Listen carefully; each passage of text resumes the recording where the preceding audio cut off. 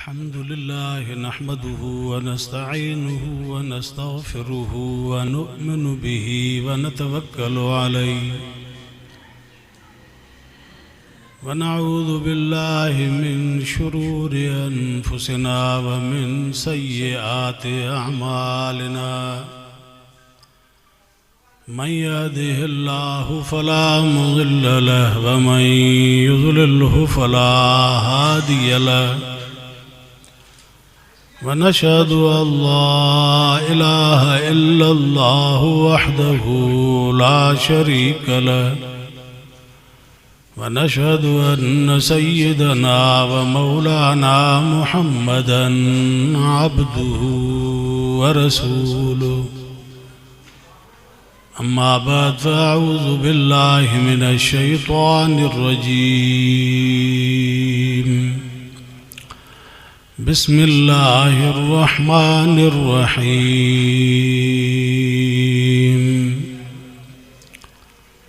लक़द कान लकुम फ़ी रसूलिल्लाहि उस्वतुन हसनह सदक़ल्लाहु मौलानल अज़ीम व सदक़ रसूलुहुन नबियुस सादिक़ुल अमीन व नहनु अला ज़ालिका लमिनश शाहिदीन वश्शाकिरीन वल्हम्दुलिल्लाहि रब्बिल आलमीन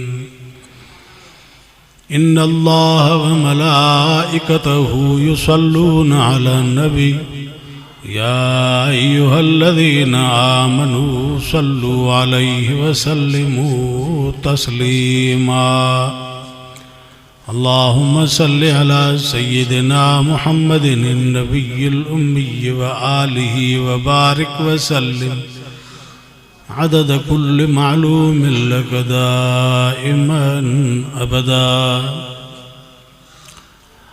मुझा मोहतरम दोस्तों भाइरो, अज जो प्रोग्राम इन दीनी इदारे जे ज़ेर इंतज़ाम थी रहियो आहे।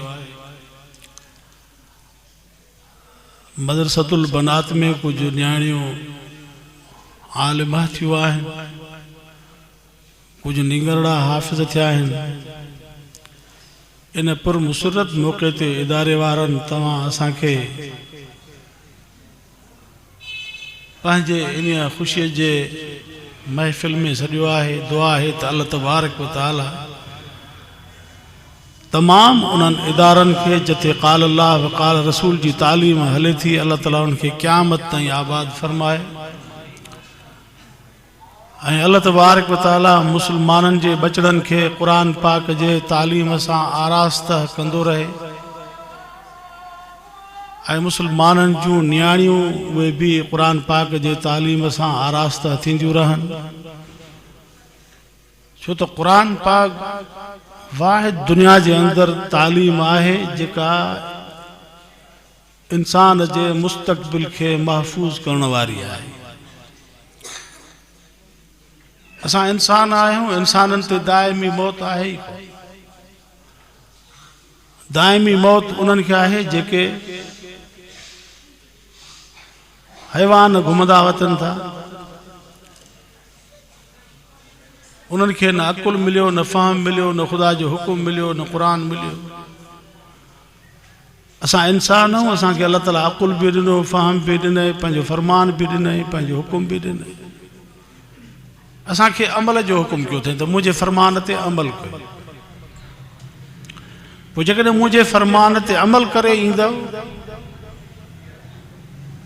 ऐं मुंहिंजे पैगंबर जी ताबेदारी करे ईंदव, मुंहिंजे रसूल जी इताअत कंदव, फर्मा बरदारी कंदव, उन जे नक्शे कदम खे चिंबड़ी वठंदव, फरमाए पोइ तव्हां दुनिया में जो कामयाब थी करे निकिरंदव। मन युतिअल्लाह व रसूलहु फ़क़द फ़ाज़ फ़ौज़न अज़ीमा। अल्लाह रब्बुल आलमीन फरमाए थो त जंहिं मुंहिंजे हुक्म जी इताअत कई, जेको मां फरमान मोकिलियोमांसि उन ते हली ॾेखारियईं, मुंहिंजे तालीम जे मुताबिक़ अमल करे ॾेखारियईं ऐं मुंहिंजे मोकिलियल रसूल जी ताबेदारी कयईं, उन जे नक्शे कदम खे चिंबड़ी वरितईं, इहे इंसान वॾी कामयाबी हासिल करे निकिता। और रब से फरमाए तो जन नाफरमानी कई मुझे तालीम जी, मुझे हुक्म जी, मुझे पैगाम जी, मुझे रसूल जी। फरमाई फ़इन लहू नार जहन्नम, उन जे लाइ जहन्नम जी बाहि खां सवाइ ॿियो को रस्तो ई कोन्हे।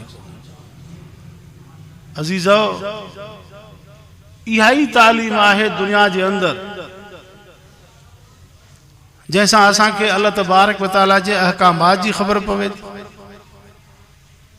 जैसा असांखे दुनिया में रहण जो सलीक़ो मिले थो। इहा ई तालीम पैगंबर अलैहिस्सलातु वस्सलाम जे क़ल्ब अतर ते नाज़िल थी ऐं अल्लाह साईं हज़ूर खे हुकुम फरमायो त बल्लिग़ मा उनज़िल इलैक,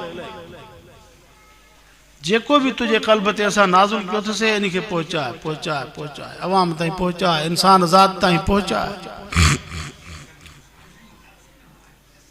हज़ूर जे मथां ज़िम्मेदारी ही पहुचाइण जी। पोइ इंसान उन ते अमल करनि था या नथा करनि, इहा ज़िम्मेदारी हज़ूर जी कान्हे का। अल्लाह फरमाए थो लस्त अलैहिम बिमुसैतिर, ऐं नबी असां तोखे उन्हनि जे मथां काराओ मुक़ररु कोन कयो अथसीं, या तोखां पुछा कोन थींदी त हे छो न हलिया, तव्हां खां पुछा इन जी ज़रूर थींदी त तव्हां पहुचायो या न पहुचायो, मुझो पैगाम पहुतो या न पहुतो। मुझे बानन ताईं मुझो पैगाम पहुचण घुर्जे। पैगंबर इन जो पाबंद है। ऐं पैगंबर अलैहिस्सलातु वस्सलाम भी पंहिंजे शागिर्दनि खे, सहाबा किराम रिज़वानुल्लाह तआला अलैहिम अजमाइन खे आखिरी दौर में इहा ई वसियत कयूं त बल्लिगू अन्नी वलो आया, मुझे तरफा मुझे पोयन उम्मतन ताईं जन मुखे न ॾिठो, मुखे न ॿुधो, उन्हनि ताईं मुझो पैगाम पहुचाइजो। चुनाचे सहाबा किराम रिज़वानुल्लाह तआला अलैहिम अजमाइन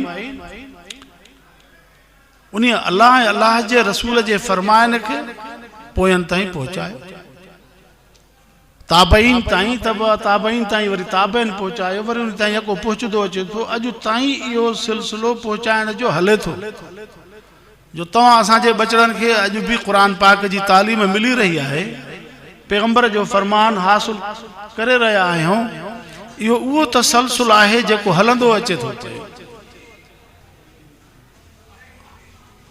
अॼु बि कंहिंजे मथां ज़ोर ज़लल कोन्हे को, ज़बरदस्ती कोन्हे का।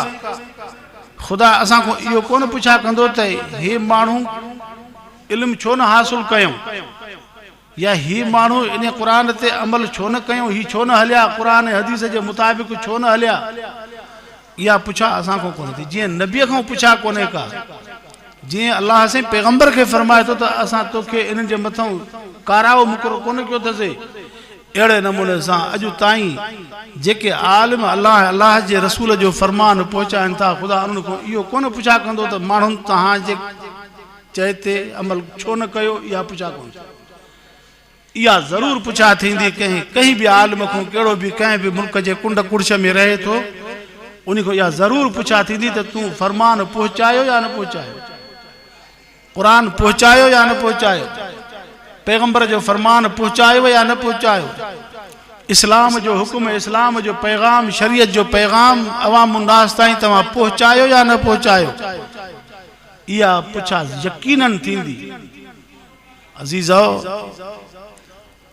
उहे बचड़ा खुश नसीब आहिनि जेके क़ाल अल्लाह व क़ाल रसूल जी तालीम हासिल करे रहिया आहिनि, ऐं उहे मुस्लिम उम्मह जूं नियाणियूं बि खुश नसीब आहिनि जेके पंहिंजे अंदर खे अल्लाह जे रसूल जे तालीम सां आरास्ता करे रहियूं आहिनि।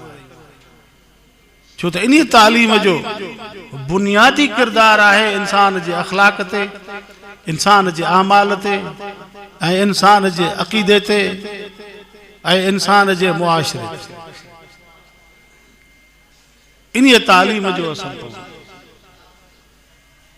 क़ुरान पाक खे जेकॾहिं असां नथा हासिल कयूं, असांजो कलमे वारो भाउ जेकॾहिं क़ुरान खां परे थो भॼे, या उहे घराणा जेके क़ुरान खां नफ़रत करनि था, त पोइ उन्हनि जी अक़ीदे जी बि ख़बर तव्हांखे कोन पई, अलाए कहिड़ो अक़ीदो रखनि था।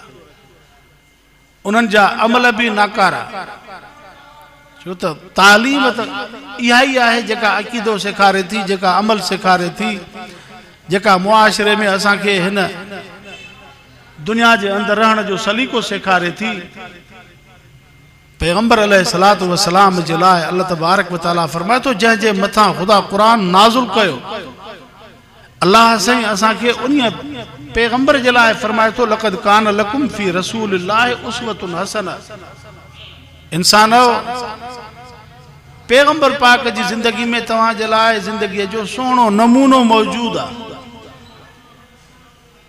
दुनिया जे अंदरि घणियूं ई तहज़ीबूं तव्हां जे साम्हूं आहिनि। दुनिया में रहण जा घणा ई नमूना, घणा सलीका तव्हां जे साम्हूं आहिनि। यहूदिन वारो भी तरीक़ो आहे, ईसाइन वारो तरीक़ो भी आहे, हिंदुन जो भी हिकिड़ो तरीक़ो आहे। ये जेके भी बिरादरियूं रहन थियूं उन्हनि समूरनि जा तरीक़ा दुनिया में रहण सहण जा आहिनि, पर अल्लाह तबारक व तआला अहले इस्लाम के, अहले कुरान के, हजूर जे उम्मत के, कलमे वारन के यह गाल फरमाए तो लक़द कान लकुम फी रसूलिल्लाहि उस्वतुन हसना। कलमे वारो तव्हां जे लाइ पैगंबर पाक जी ज़िंदगी में सोहणो नमूनो मौजूद आहे। बस हजूर खां वधीक कंहिं भी दुनिया जे अंदर अखलाक आला ऐं उत्तम पेश न कियो आहे जेतिरो हजूर आला ऐं उत्तम अखलाक पेश कयो आहे। जंहिंजे अखलाक जी अल्लाह तबारक व तआला कुरान पाक जे अंदर भी तारीफ़ करे थो। फरमाई इन्नक लअला खुलुक़िन अज़ीम, ऐं नबी तू वॾे खुल्क जो मालिक आहे। हाणे पैगंबर अलैहिस्सलातु वस्सलाम जा वरी शागिर्द ॾिसो, वरी उन्हनि शागिर्दनि जा शागिर्द ॾिसो, वरी उन्हनि जे शागिर्दनि जा शागिर्द ॾिसो। अॼु ताईं उहे माण्हू जेके हक़ीक़ी माना में क़ुरान ते अमल करण वारा आहिनि ऐं पैगंबर पाक जे फरमान ते अमल करण वारा आहिनि, अॼु ताईं उहे उम्मत जे अफ़राद जे लाइ दीनी हवाले सां उहे उन्हनि जी अॻुवाणी जो हक़ अदा करे रहिया आहिनि। उहे उन्हनि जे लाइ नमूनो आहिनि। असां उलमा ते नज़र कयो, जन असांखे हे क़ुरान पढ़ायो, जन असांखे हदीस पढ़ाई, उन्हनि जो माहौल, उन्हनि जो मुआशरो, उन्हनि जो उथण वेहण, उन्हनि जी वज़ो कतो, उन्हनि जो लिबास, उन्हनि जी पोशाक, उन्हनि जी रफ्तार, उन्हनि जी गुफ्तार, उन्हनि जी महफ़िल ऐं उन्हनि जी मजलिस, जाथों आम मुसलमान के, आम माण्हू के भी फ़ाइदो थिए थो पियो त ही आहे असांजे आलिमनि जो अखलाक ऐं ही उन्हनि जा मुआशरे में रहण जा आदाब, जिथां उहे माण्हू भी सबक वठनि था जेके क़ुरान जी तालीम नथा पढ़नि, पर आलिमनि जी सोबत ऐं संगत में रहण सां भी उहे माण्हू दुनिया जे अंदरि वॾे मर्तबे ते पहुता। तोणे जो क़ुरान न पढ़ी सघिया, तोणे जो हदीस न पढ़ी सघिया, तोणे जे दीन इस्लाम जी तालीम के मुकम्मल न कयूं या हासिल न करे सघिया, सिर्फ़ उलमा सां सोबत जे करे, आलिमनि सां वेझड़ाइप जे करे, उलमा जे महफ़िलनि खे कबूल करण जे करे उन्हनि माण्हुनि ते भी उहे ई असरात पया, उन्हनि घराणनि ते भी उहे ई असरात पया जेके अहल इल्म घराणे जा तबके जा माण्हू हुआ। इहो आहे हम नशीनी जो असर। इन जे करे मुंहिंजे हज़ूर फरमायो सल्लल्लाहु अलैहि वसल्लम, फरमायो त जंहिं क़ुरान पढ़ियो ऐं इन क़ुरान पाक जे मथां अमल करे ॾेखारे, अल्लाह तबारक व तआला क़यामत जे ॾियारे उन जे वालिदैन खे ताज पाराईंदो जंहिं ताज जी रोशनाई दुनिया जे सिज खां वधीक हूंदी। हे आहे अहले क़ुरान, जेके क़ुरान हासिल करण वारा ऐं क़ुरान ते अमल करण वारा। पर उहे माण्हू जन क़ुरान पाक खे न पढ़ियो, उन्हनि जे लाइ भी अल्लाह जो रसूल चवे थो त चार टोला हूंदा जिन खे ख़ुदा क़यामत जे ॾींहुं निजात ॾींदो। हिकिड़ा उहे जन क़ुरान पढ़ियो, ॿिया उहे जन क़ुरान पढ़ायो, टियां उहे जन क़ुरान ॿुधो, चौथों उहे जन क़ुरान वारनि सां मोहब्बत कई। एडी वडी तालीम अल्लाह रब्बुल आलमीन जी बाबरकत यो सजो कुरान पाक जो कमाल आहे जो पढ़ण वारे के तो सवाब थे, पढ़ाइण वारे के भी सवाब थे, हुनके भी निजात मिले, हुनके भी निजात मिले, बुधण वारे के भी निजात मिले, तो इन पढ़ण पढ़ाइण वारन सां ताल्लुक रखण वारन के भी निजात मिले। यो कुरान जो कमाल है। अल्लाह तबारक व तआला इन कुरान पाक जे तालीम के जारी वसारी रखे। मुस्लिम उम्मा जे मथा या शे फर्ज बनजे थी पई तो कुरान पाक जे तालीम के हासिल करन, ऐं कुरान पाक जे तालीम के पैगंबर पाक जे फरमान के हासिल करन, ऐं उन्हीं खां पोइ उन जे मथा अमल ॾेखारन, अमल करे ॾेखारन। जॾहिं पाण अमल कंदा कुरान ऐं हदीस जे तालीम जे मथा तो पोइ उन्हनि जे मथा 3 नंबर में उन्हनि जे मथा जिम्मेदारी इहा बणिजे थी त ॿियनि ताईं पहुचाए। पर जेकॾहिं माण्हू पाण पढ़े ऐं अमल नथो करे पियो त इहो माण्हू ॿिए खे छा पहुचाए सघे, इहो माण्हू ॿिए खे छा चई सघे। कुरान में पढ़े त सही त अल्लाह निमाज़ फर्ज़ कई आहे, पर पाण निमाज़ पढ़े ई कोन। अल्लाह कुरान में तो चवे तो रोज़ो तहां ते फर्ज़ आहे, पर पाण रोज़ो रखे ही कोन। अल्लाह से कुरान पे में तो फरमाए तो पराया हक न खाओ, यतीम जो हक न खाओ, पर पाण अमल करे ही नथो। पराया हक खाए तो, यतीम जा माल खाए तो, दुनिया जे अंदर जुल्म ऐं बेइंसाफ़ी कायम कई वेठो आहे। पोइ इहो माण्हू ॿिए ताईं छा पहुचाए सघे। हालांकि कुरान पाक जे तालीम जा हदीस जे तालीम जा 3 हक़ आहिनि। जेको भी कुरान हदीस जी तालीम पढ़े तो उन मानू ते सब खां पहिरें नंबर में इहो हक़ आहे त सही सही पढ़े, उन खां पोइ उन ते अमल करे। ॿियो हक़ इहो अथसि, टियों हक़ इहो अथसि त वरी कमा हक़ ॿियनि ताईं पहुचाए। हाणे जेको माण्हू पाण सही पढ़े वरी अमल न करे त ॿिए खे पहुचाइण में त शर्मिंदगी महसूस थींदी न। उहो चवंदो तूं पाण कहिड़ो अमल थो करे जो मूंखे पढ़ाए थो, तूं पाण कहिड़ो थो अमल करे। तंहिंजे करे दुनिया में इंसान अल्लाह ऐं अल्लाह जे रसूल जे तालीमात जे मथां अमल करे ॾेखारे तां त उम्मत मुस्लिमा जे लाइ इहो पढ़ियल माण्हू नमूनो बणिजी वञे। त असांजे तालीम जो ही असर आहे। कुरान हदीस जे तालीम जो ही माण्हू पढ़ियल आहे ऐं हिन जे वजूद ते उहे असरात मुरतब आहिनि। असां दुनिया जे अंदर पंहिंजे अकाबरनि पंहिंजे असलाफ जो मिसाल ॾींदा आहियूं। बाबा असांजे फिलाणे आलिम खे ॾिसो, हज़रत शेखुल हिंद जी ज़िंदगी खे ॾिसो, हज़रत नानोतवी जी ज़िंदगी खे ॾिसो, हज़रत मदनी जी ज़िंदगी खे ॾिसो, हज़रत हालजवी जी ज़िंदगी खे ॾिसो, हज़रत अमरोटी जी ज़िंदगी खे ॾिसो, हज़रत बेरवी जी ज़िंदगी खे ॾिसो। इहे नमूने जे तौर ते असां पेश कंदा आहियूं। असां क़ौम जे अॻियां, मुस्लमाननि जे अॻियां इन पंहिंजे असलाफ के जेके कुरान पाक ते अमल करण वारा हुया उन्हनि खे असां क़ौम जे अॻियां, अॼु पोयनि जे अॻियां उन्हनि जे बतौर नमूने जे असां उनखे पेश कंदा आहियूं। ऐं अहिड़े क़िस्म जो अमल हर मुसलमान फर्द ते फर्ज़ आहे अमल करे। अल आलिम बिला अमलन क नहरन बिला नम बिला माइन। आलिम हुजे, इल्म हुजे, पर अमल न करे, इहो त ईअं आहे जीअं वाह खोटल आहे पर पाणी कोन्हे। हाणे वाह खोटल हुजे, पाणी न हुजे त पोख खे पाणी ईंदो? ढोर पाणी पींदा, पखी पाणी पींदा, माण्हू पाणी पींदा, छा फ़ाइदो थींदो इन वाह में? इल्म हुजे त उन सां वरी माण्हू खे अमल हुजे। अल्लाह तबारक व तआला समूरनि खे अमल जी तौफ़ीक़ अता फरमाए। बाबा अमल सां ज़िंदगी ठहंदी आहे। अल्लाह तबारक व तआला असांजे क़यामत जे ॾींहुं अमल खे ॾिसंदो, असांखे कोन ॾिसंदो त हीउ केरु आहे, काथां जो आहे, पर अमल खे ज़रूरु ख़ुदा वज़न ॾींदो। अल्लाह ताला वटि नसब न हलंदो कंहिंजो बि, ख़ुदा वटि कसब हलंदो, कमाई हलंदी। त हे कम कहिड़ा करे आयो आहे? आया दीन जे हुक्म जे मुताबिक़, इस्लाम जे हुक्म जे मुताबिक़, क़ुरान जे हुक्म जे मुताबिक़, नबी पाक जे हुक्म जे मुताबिक़, या दीन इस्लाम ऐं क़ुरान पाक ऐं नबी पाक जे हुक्म जे मुखालफ़त में आयो? असांजो कसब असांजे कम जो थींदो, असांजो नसब असांजे कम जो कोन थींदो। कसब ते फ़ाइदो मिलंदो, नसब ते फ़ाइदो कोन मिलंदो। तंहिंजे करे माण्हू नसब खां बाला तर थी करे पंहिंजे कमाई करे ऐं दुनिया में हिरफत करे। हे दुनिया जो जहान अमल जो जहान आहे। अल्लाह तबारक व तआला फरमाए थो लहा मा कसबत वलैहा मक्तसबत, नफ़ो भी इंसान खे पंहिंजे कमाई जो मिलंदो त नुक़सान भी पंहिंजे कमाई जो खणंदो।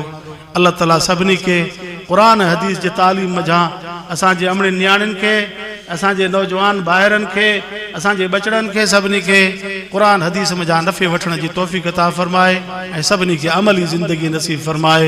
अल्लाह ताला असांजे बिरादरम ज़मीर रहमान साहब जे महिनत खे ख़ुदा मंज़ूर ऐं मक़बूल फरमाए ऐं अल्लाह तबारक व तआला इन निदारनि खे ता क़यामत आबाद फरमाए। आख़िर दावाना अनिल हम्दुलिल्लाहि रब्बिल आलमीन।